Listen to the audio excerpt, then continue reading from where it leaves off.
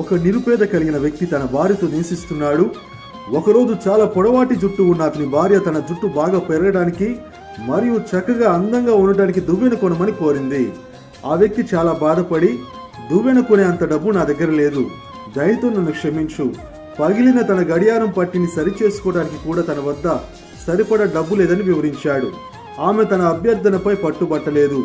ఆ వ్యక్తి పనికి వెళ్లి వాచ్ షాప్ దగ్గరికి వెళ్లి చెడిపోయిన తన గడియారాన్ని తక్కువ ధరకు అమ్మి తన భార్య కోసం దువ్వెన కొనడానికి వెళ్ళాడు. భార్యకి ఇవ్వడానికి సిద్ధంగా ఉన్న దువ్వెనతో సాయంత్రం ఇంటికి వచ్చాడు. అతను తన భార్యను చూసి నిశ్చేష్టుడయ్యాడు.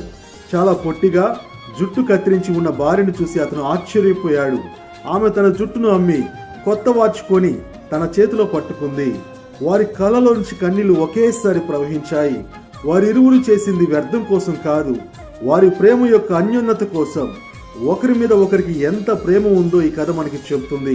ప్రేమించడం అనేది రాద్ధాంతంతో కాదు, త్యాగంతో, నిజ ప్రేమతో రుజువు చేయబడుతుంది. ప్రభువును బట్టి యుక్తమైనది ఏమిటో తెలుసా? భార్య భర్తకు విధేయురాలై ఉండాలి, భర్త భార్యను ప్రేమించువాడై ఉండాలి. దేవుని కృప పొందిన కుటుంబాలుగా దీవించబడుదురుగాక. ఆమేన్.